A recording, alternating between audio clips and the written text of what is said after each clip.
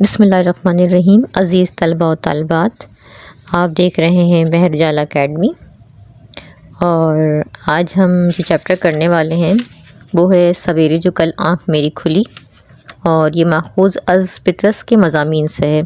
تو اگر آپ نے ابھی تک میرے چینل مہر اجالا اکیڈمی کو سبسکرائب نہیں کیا تو چینل کو جلدی سے سبسکرائب کر لیں، یا اگر آپ میرے چینل پر نئے ہیں تو چینل کو سبسکرائب کرنے کے ساتھ ساتھ میں لگے ہوئے بیل کے آئیکن کو ضرور پریس کر لیجیے گا، تاکہ آپ کو اس طرح کی ویڈیوز وقتاً فوقتاً ملتی رہیں اور آپ اس سے فائدہ اٹھا سکیں، اور دوستوں کے ساتھ شیئر کرنا نہ بھولیے گا تاکہ وہ بھی اس سے فائدہ اٹھائیں۔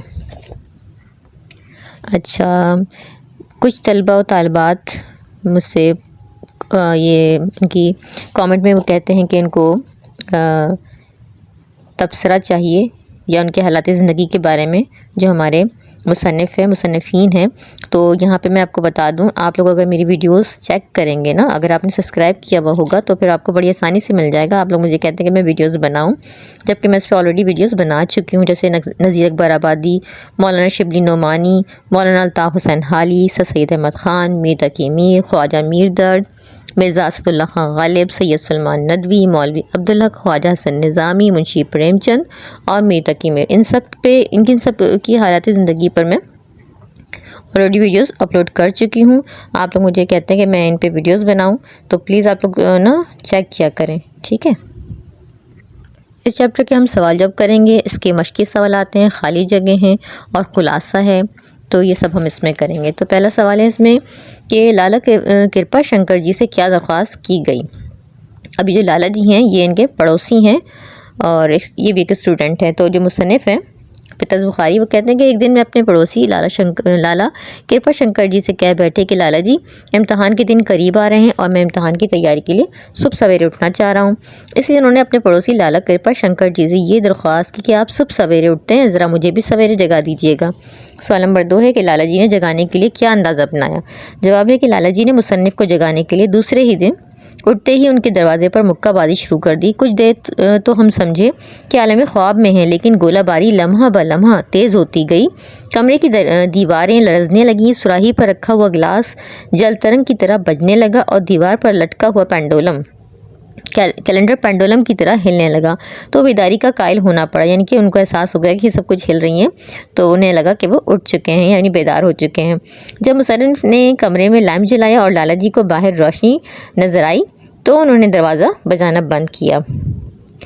اچھا، سوال نمبر 3 ہے، اس میں 3 ہے کہ زبردستی جگائے جانے پر مصنف کے تاثرات کیا تھے؟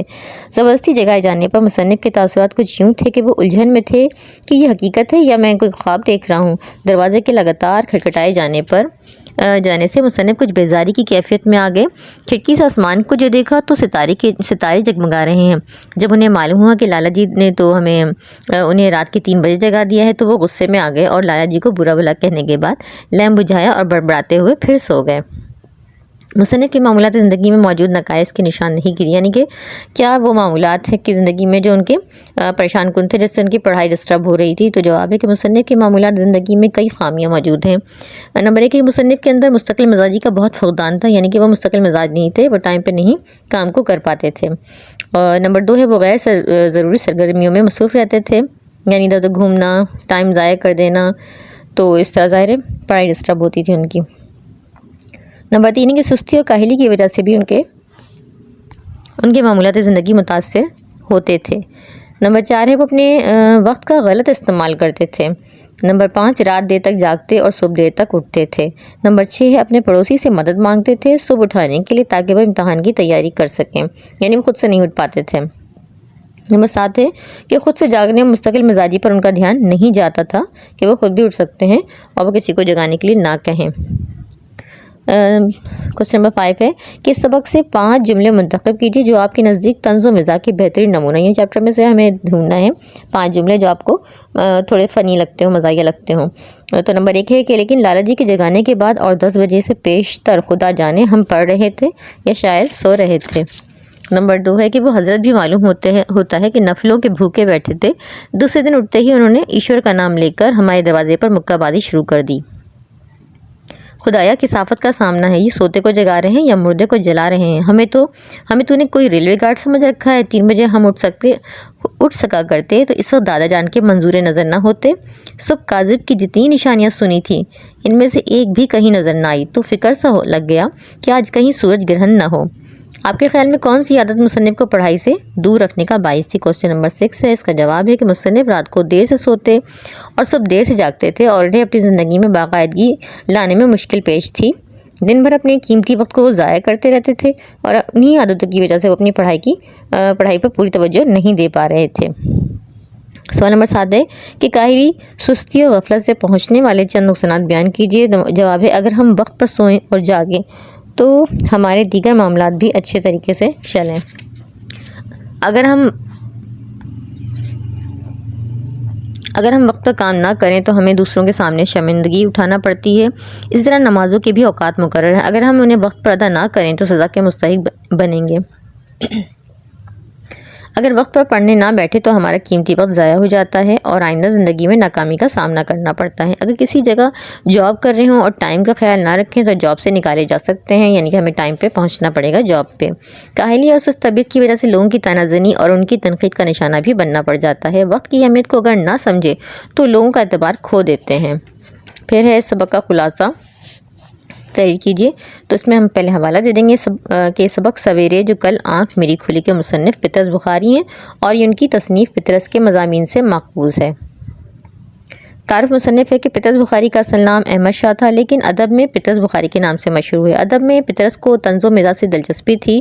اردو نثر میں طنز و مزاح کو ترقی دینے میں پطرس کا اہم مقام ہے، حالانکہ انہوں نے اردو میں کل 11 مضامین لکھے ہیں۔ پطرس بخاری 1898 میں پشاور میں پیدا ہوئے۔ پطرس بخاری کے مضامین پاکستان اور ہندوستان میں اسکولوں سے لے کر جامعات تک اردو نصاب میں شامل ہے۔ ان کی مشہور تصانیف میں پطرس کے خطوط، خطبات پطرس، پطرس کے مضامین اور اقوام متحدہ میں تقاریر کا مجموعہ شامل ہے۔ ان کا انتقال 1958 میں نیو یارک میں ہوا۔ پھر سبق کا خلاصہ، اس کی ہیڈنگ لگائیں گے۔ اس سبق میں پطرس بخاری نے خود کو ایک طالب علم کے طور پر پیش کیا ہے جو غیر ذمہ دار، سست اور آرام طلب ہے، اور انہیں یہ خیال گزرتا ہے کہ صبح سویرے اٹھنا اچھا ہوتا ہے امتحان کی تیاری کے لیے، اور بدقسمتی سے وہ اپنے پڑوسی لالا جی کے سامنے اس خواہش کا اظہار کر دیتے ہیں۔ لالا جی فکر مندی کے ساتھ انہیں رات کے 3 بجے جگا دیتے ہیں تو مصنف کو اتنی صبح جگائے جانے پر بے حد غصہ آتا ہے اور ناراض ہوتے ہوئے دوبارہ سو جاتے ہیں۔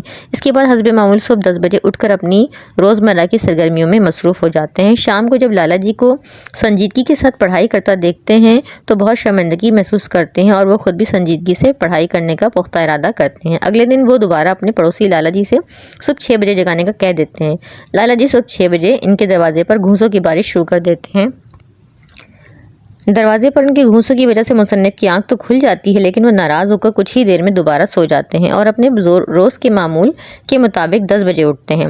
سو کر اٹھنے کے بعد مصنف اپنے آپ کو قصوروار نہیں سمجھتے ہیں بلکہ یہ کہتے ہیں کہ لالا جی نے انہیں دیر سے اٹھایا ہے یا تو آج 6 دیر سے بجے ہیں۔